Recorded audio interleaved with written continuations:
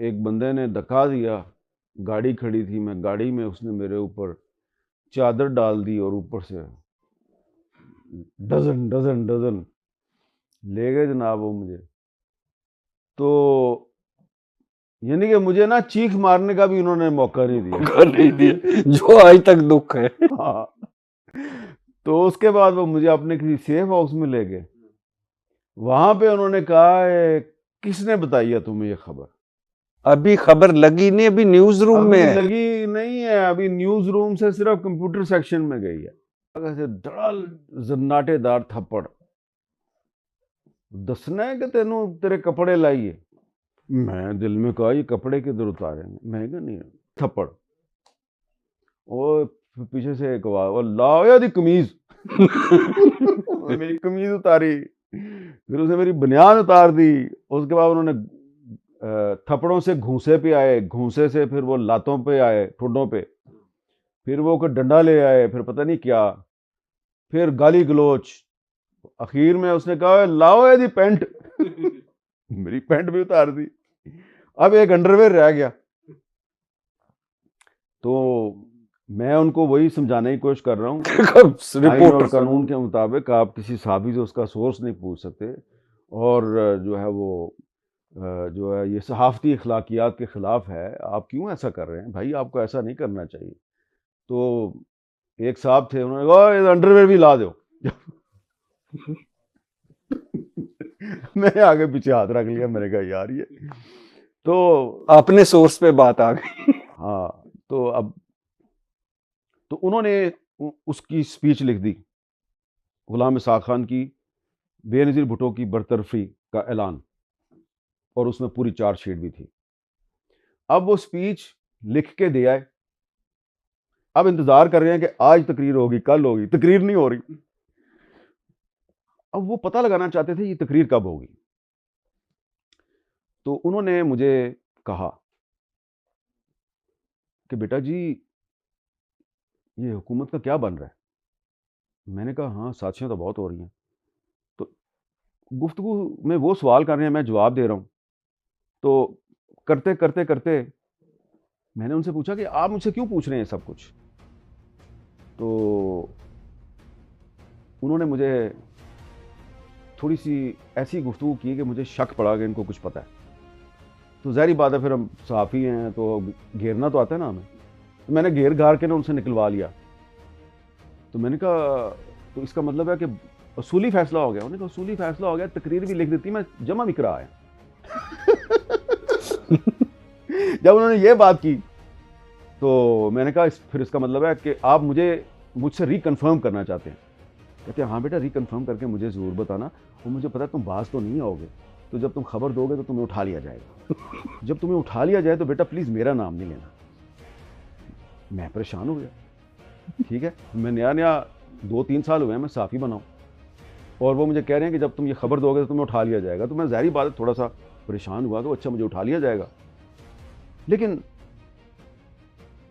تم نا طارق رحیم کا نام لے لینا. گورنر تھے اس وقت؟ نہیں، وہ اس وقت منسٹر فار پارلیمانی امور. اچھا. اور میرے ان سے بڑے اچھے تعلقات. میں نے کہا جی میں اس کا نام کیوں لوں؟ اس کو بھی پتہ ہے جو بھی ہو رہا ہے، اس کو پتہ ہے سب کچھ ہو رہا ہے. تو میں نے کہا جی ٹھیک ہے. اب میں نے ریکنفرم کرنے کے لیے طارق رحیم صاحب ہی کو پوچھا، تو انہوں نے بھی آف دی ریکارڈ کنفرم کر دیا کہ ہاں کچھ ہو رہا ہے. مزید میں نے کہا کہ اب سازش اگر ہو رہی ہے تو اس کا کس کو پتہ ہوگا؟ تو میں نے اعجاز الحق صاحب سے پوچھ لیا. تو اعجاز الحق صاحب نے مہر لگا دی، ہاں جا رہی ہے یہ حکومت اور ہم اس کو دوبارہ واپس نہیں آنے دیں گے. تو میں نے جناب اس طرح کافی ساری انفارمیشن اکٹھی کر کے تو مجھے پتا چلا کہ غلام مصطفیٰ جتوئی صاحب نے وزیر اعظم بننا ہے. تو میں جتوئی صاحب تک پہنچ گیا، لیکن بڑی مشکل سے پہنچا. ان کے ساتھ میری اتنی شناسائی نہیں تھی 1990 میں، وہ مانتے ہی نہیں تھے. اب وہ اتنے پکے سیاستدان، وہ کچھ مانے ہی نہ. اب 3 سورس کہہ رہے ہیں کہ خبر ٹھیک ہے، ایک سورس جو ہے وہ نہ یس کر رہا ہے نہ نو کر رہا ہے. بہرحال میں نے خبر فائل کر دی. خبر میری فائل ہوگی جب، ابھی آدھا گھنٹہ بھی نہیں ہوا خبر فائل کی میں نے، جنگ لاہور کے نیوز روم میں خبر میں نے فائل کر دی. اب میں وہ دور سے رپورٹنگ روم میں بیٹھ کے دیکھ رہا ہوں اس کی موومنٹ، خبر جو ہے وہ کدھر جا رہی ہے. تو دیکھا میں نے اس کو، پہلے 5-6 لوگوں نے دیکھا ہے باری باری، نیوز ایڈیٹر نے دیکھا ہے، پھر اس کی ایک سب ایڈیٹر نے سرخی نکالی ہے, پھر وہ سرخی چینج ہوئی ہے. اب یہ ایک ہوتا ہے رپورٹر جو ہوتا ہے نا, اس نے کوئی بڑی خبر دے تو وہ دیکھتا ہے اس کے ساتھ کیا ہو رہا ہے. کیا ہے. اس کے بعد وہ کمپیوٹر سیکشن میں چلی گئی. جب وہ کمپیوٹر سیکشن میں چلی گئی تو میں نے کہا اچھا اب یہ لگ جائے گی. اتنی دیر میں ریسیپشن سے کال آئی. اب آدھا پونا گھنٹہ ہو چکا ہے خبر فائل کیے ہوئے, آپ کو نیچے کچھ لوگ ملنے آئے ہیں, چلے جائیں. میں نے کہا ان کو اوپر بھیج دیں. نہیں, وہ کہہ رہے ہیں آپ نیچے آ جائیں. تو میں نے کہا ایک کوئی سورس ہے میرا جو سول سیکریٹریٹ کا کوئی کلرک ہوگا یا کوئی اس طرح کے سورس ہوتے ہیں رپورٹرز جو اوپر نہیں آتے, وہ نیچے آپ کو چیز پکڑا کے ڈاکومنٹ غائب ہو جاتے ہیں.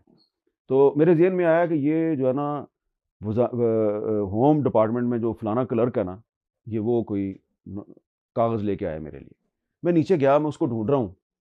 تو اس زمانے میں جو ڈیوس روڈ تھا نا, یہ اتنا آباد نہیں تھا, کافی یہ شام کو 8-9 بجے ویران ہو جاتا تھا.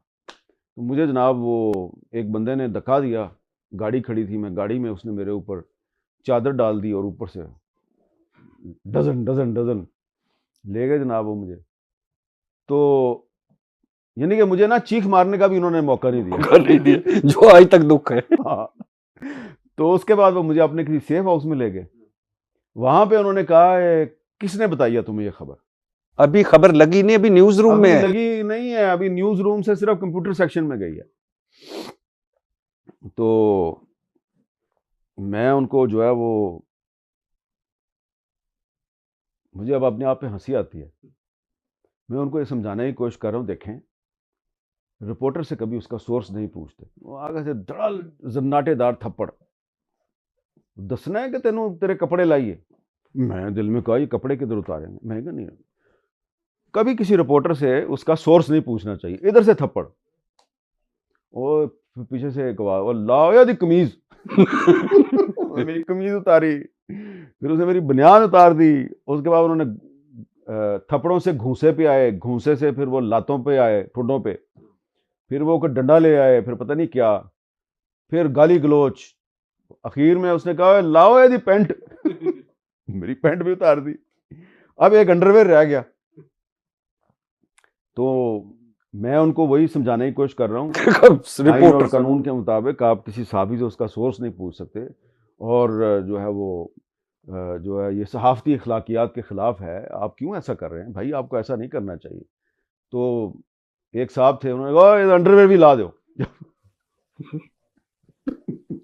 میں نے آگے پیچھے ہاتھ رکھ لیا, میں نے کہا یار یہ تو اپنے سورس پہ بات آ گئی. ہاں, تو اب سورس کو پروٹیکٹ کر رہا ہوں میں. جب میں نے کہا اب یہ انڈرویئر بھی اتار دیں گے تو اس کے بعد پھر کیا ہوگا, کیونکہ وہ ڈنڈا مجھے نظر آ رہا تھا جو استعمال ہونا ہے. تو مجھے نا وہ انکل یاد آ گئے جو میرا سورس تھے. وہ میں نے کہا انکل نے کہا تھا کہ پھر وہ تمہیں اٹھا کے لے جائیں گے تو میرا نام نہیں لینا, طارق رحیم کا نام لینا. اب طارق رحیم صاحب جو ہیں ان سے میں پوچھ تو چکا تھا اور وہ کنفرم بھی کر چکے تھے. تو میں نے نا کہا اچھا میں یاد بتاتا ہوں آپ کو, طارق رحیم صاحب میرا سورس ہے. وہ بندہ جو ہے وہ بھاگ کے گیا باہر, وہ تھوڑی دیر بعد واپس آیا, وہ پہلے کیوں نہیں دسیا. اور جناب انہوں نے مجھے کپڑے وپڑے دیے اور یہ وہ, اور اس کے بعد میں بڑا پریشان کہ یہ اچانک جو ہے نا ان کا رویہ ہی چینج ہو گیا. تو اب وہ بندہ مجھے 2 بندے بازو سے پکڑ کے لے کے آئے, رکشہ کھڑا تھا ایک, ٹھیک ہے, رکشے میں مجھے بٹھایا, ایک میرے ساتھ بیٹھ گیا, اور دوسرا جو تھا جو اندر مجھے پھینٹی لگا رہا تھا اس نے رکشہ چلانا شروع کر دیا. تو مجھے سمجھ آ گئی کہ یہ رکشہ جو ہے یہ ان کا اپنا ہی ہے, اور یہ جو رکشہ ڈرائیور ہے یہ رکشہ ڈرائیور کے طور پہ جاسوسی کرتا ہے لوگوں کی, اور شام کو لوگوں کے کپڑے اتارتا ہے, اور یہ کوئی خفیہ ایجنسی کا اہلکار ہے. تو باہر گئے, تھوڑی دیر بعد 10-15 منٹ کے بعد وہ گھماتے رہے, پھر ایک جگہ پہ آ کے نا تو اس نے مجھے ٹھڈا مارا میری پشت پہ, اور میں وہ گیا. تو میں اٹھا اور درد سے میرا برا حال, میں ادھر دیکھوں ادھر دیکھوں, میں نے کہا یہ تو ظفر علی روڈ ہے. تو قریبی طارق رحیم صاحب کا گھر تھا. پھر میں ادھر بھی چلا گیا, اور فائنلی پھر میں اپنے گھر پہنچ گیا. اور پھر میں نے وزیر داخلہ چودھری اعتزاز حسن کو فون کیا, اور میں نے کہا چوئی صاحب آپ کی حکومت جا رہی ہے, آپ کی حکومت جا رہی ہے. چوئی صاحب نے آگے سے مجھے سنائی, اور میں تو بائی الیکشن کی کمپین چلانے کے لیے یہ بلوچستان آیا ہوں, پتہ نہیں تم صحافی جو تمہیں کون اس طرح کی غلط خبریں دیتا ہے. اور اگلے دن وہ جو میری خبر تھی وہ جنگ میں چھپی, بیک پیج پہ سنگل کالم, کاٹ چھانٹ کے انہوں نے سنگل کالم لگا دی. لیکن وہی خبر جو ہے وہ کہ وزیر اعظم غلام مصطفیٰ جتوئی ہوں گے، فلاں ہوگا یہ وہ پھر عارف نظامی صاحب نے خود اپنا کام کر کے تو انہوں نے وہ ہیڈ لائن چھاپ دی اور اس پہ ان کی بڑی واہ واہ ہوئی. لیکن میں کیونکہ نیا تھا، ینگ تھا، تجربہ کار نہیں تھا، تو میری خبر چھپ گئی، لیکن بہت کانٹ چھانٹ کے انہوں نے چھاپی. اچھا ویسے میر صاحب نے نام بتانے سے تو منع کیا، لیکن وہ جو انکل ہیں میر صاحب کے وہ بھٹو دور میں وزیر بھی رہ چکے ہیں. اچھا سر آپ کو یہ خبریں جو پہلے نکلتی ہیں کیسے نکلتی ہیں کہ ایک مرتبہ آپ کو بھوربن میں نواز شریف صاحب نے آپ کو اور 2-3 آپ کے اور ساتھیوں کو بلایا اور انہوں نے بتا دیا کہ بے نظیر حکومت جہاں آ گئی ہے، اور اس وقت نام و نشان بھی نہیں تھا؟ دیکھیں وہ بھوربن میں جو ہماری ملاقات ہوئی تھی اس میں میرے علاوہ نصرت جاوید، عامر متین، مالک اور ظفر عباس، ہم سارے تھے اس میٹنگ میں. تو اس میں نواز شریف صاحب نے ہمیں نہیں بتایا کہ حکومت جا رہی ہے. ہم آلریڈی لکھ رہے تھے کہ یہ حکومت جو ہے یہ جانے والی ہے. تو انہوں نے ہمیں بلایا. ہمارا ایک گروپ ہوتا تھا اس زمانے میں. اس وقت ظفر عباس صاحب اسلام آباد میں ہوتے تھے، BBC کے کورسپونڈنٹ تھے. تو عامر متین صاحب نیشن میں لکھتے تھے، نصرت صاحب نیوز میں لکھتے تھے، مالک صاحب بھی شاید ڈان میں لکھتے تھے، تو میں اپنے اخبار کا ایڈیٹر تھا. تو ہم سارے جو ہے نا پارلیمانی گیلری اور کالم لکھنے والے لوگ تھے. تو ہم لکھ رہے تھے حکومت کے خلاف سازش ہو رہی ہے. تو نواز شریف، شہباز شریف، چودھری نثار علی خان، انہوں نے ہمیں وہاں بلایا. وہاں پہ انہوں نے ہمیں کیا بتانا تھا کہ حکومت جاری ہے. ہم نے ان کو بتایا کہ ہمیں پتہ ہے کہ آپ فوج اور پریزیڈنٹ کے ساتھ مل کر حکومت کے خلاف سازش کر رہے ہیں. تو نواز شریف صاحب جو ہیں انہوں نے ہم سے وعدہ لیا، خاص طور پہ میرے سے، کہ آپ ایک وعدہ کریں میرے ساتھ. میں نے کہا جی بتائیں کیا وعدہ ہے؟ کہ میری حکومت آئے گی نا تو آپ نے پہلے 100 دن میرے پہ تنقید نہیں کرنی، اور ابھی کسی کو نہیں پتا کہ حکومت جانے والی ہے. تو میں نے کر لیا. اس کے بعد ہم جب وہاں پہ کھانا وانا کھا کے نکلنے لگے تو شہباز شریف صاحب نے اپنا کریڈٹ کارڈ دیا بل پے کرنے کے لیے. تو نواز شریف نے کہا نہ نہ نہ نہ کریڈٹ کارڈ نہیں دینا، کیش پیمنٹ کرو انہوں. اور کیش پیمنٹ کروائی کہ یہ جو ہے کل کو کہے گا کہ میں نے مفت کھانا کھلایا نواز شریف کو. ہاشمانی صاحب کا ہوٹل تھا نا، تو ہاشمانی صاحب کے بارے میں نواز شریف صاحب کے خیالات جو ہیں وہ کوئی اچھے نہیں تھے، اور ان کا خیال تھا کہ ہاشمانی صاحب آصف زرداری کے بہت دوست ہیں. حالانکہ بعد میں وہی ہاشمانی صاحب نے جو کتاب لکھی تو زرداری صاحب پہ بہت سے غلط الزامات لگا دیے. تو وہاں سے ہم جب نکلے آ رہے ہیں بھوربن سے اسلام آباد، جب میں اسلام آباد پہنچا تو اس زمانے میں نیا موبائل فون آیا تھا. تو میں ایڈیٹر تھا تو میرے پاس ہوتا تھا موبائل فون. مجھے فون آ گیا جی نصیر اللہ بابر صاحب کا کہ آپ کو پرائم منسٹر بلا رہی ہیں، بے نظیر بھٹو صاحب. جی. تو میں ان کے پاس چلا گیا. پھر حامد کیا ملاقات ہوئی آپ کی نواز شریف کے ساتھ؟ میں نے کہا بس وہی جو چیزیں ہمیں آج کل لکھتے رہتے ہیں تو وہی انہوں نے لکھ دیا. ہم سے پوچھ رہے تھے کہ آپ نے کیا لکھ دیا؟ بس یہی بات ہوئی. میں نے کہا جی بس یہی بات. تو مجھے تو پتہ ہے آپ کیا لکھ رہے ہیں آج کل. میں کہا ہاں جی آپ کو تو پتہ ہے. تو پھر واقعی میری حکومت جا رہی ہے؟ میں کہا ہاں جی جا رہی ہے. تو وہ بھی یہی کہہ رہا تھا. میں کہا ہاں جی وہ بھی یہی کہہ رہا تھا. کیسے جائے گی میری حکومت؟ فاروق لغاری از the president, he is my brother, he is my elder brother. اب میں نے دل میں سوچا کہ میں بی بی کو کیسے بتاؤں کہ فاروق لغاری ہی نے تو سب سے پہلے ہمارے سامنے آف دی ریکارڈ گفتگو میں ایک چارج شیٹ لگائی ہے، اور آپ کہہ رہی ہیں وہ میرا بھائی ہے. تو میں اٹھنے لگا تو اب وہ مجھے بڑی اچھی طرح جانتی تھی. انہوں نے کہا تم نے کوئی جواب نہیں دیا. میں نے کہا جی میں جواب اب کیا دوں آپ کو؟ تو پھر بتاؤ مجھے. میں نے کہا جی میں اب کیا بتاؤں آپ کو؟ میں تو لکھ دیتا ہوں جو بھی مجھے پتا ہوتا ہے میں لکھ دیتا ہوں. میں نے لکھ دیا آپ کی حکومت جا رہی ہے. تو انہوں نے کہا اچھا سمجھ نہیں آ رہی، please take care of your credibility, you are a credible journalist. اگر نہ گئی پھر؟ تو میں کہا جی اگر نہ گئی تو اچھی بات ہے، نہیں جانی چاہیے، لیکن جس طریقے سے چارج شیٹ آپ کے خلاف تیار کی جا رہی ہے تو مجھے بڑی حیرت ہے کہ آپ کو پتہ ہی نہیں ہے. چارج شیٹ کون تیار کرے گا؟ پریزیڈنٹ کرے گا نا، پریزیڈنٹ کو میں نے لگایا. تو میری زبان سے کچھ الفاظ پھسل گئے. میں نے کہا جی جس کو آپ اتنا زیادہ ٹرسٹ کر رہی ہیں اسی نے تو چارج شیٹ تیار کی ہے. جی نے گرین فون اٹھایا، ٹھک ٹھک ٹھک ٹھک، فاروق بھائی یہ میرا نام لے کے میرے پاس بیٹھا ہے اور اس کا یہ خیال ہے کہ you are making a charge sheet against my government. But I told him know he is my brother he can't do it. Phone بند ہوا. میں کہا اچھا جی میں چلتا ہوں. میں باہر نکلا. میرا دفتر تھا یہ آپ پارا میں, میلوڈی مارکیٹ میں میرا دفتر تھا. میں ادھر دفتر میں آگے بیٹھا ہوں, کینٹی بجنی شروع ہو گئی. پریزیڈنٹ صاحب کے ڈی جی پی آر ہوتے تھے قصور سعید مرزا صاحب. صدر صاحب آپ کو یاد کر رہے ہیں. میں نے بڑے بہانے مارے کہ میں ادھر مصروف ہوں. نہیں اس نے کہا آنا ضرور ہے. جانا پڑ گیا. صدر صاحب کہتے ہیں بھائی آپ کے ساتھ تو میں نے ایک آف دی ریکارڈ بات کی تھی. میں نے کہا ہاں جی وہ, لیکن میں نے اس طرح تو نہیں بات کی, تو میں نے تو جو لکھا ہے وہ اس کے بارے میں پوچھ رہی تھی.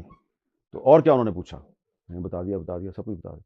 پھر تمہاری نواز شریف کے ساتھ ملاقات کیسی رہی بھوربن میں؟ میں کہا جی بڑی اچھی.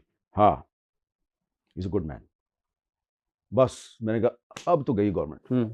کچھ دنوں کے بعد مرزا بھٹو قتل ہو گئے. اور پھر اس کے کچھ دنوں کے بعد بھٹو کی حکومت ختم.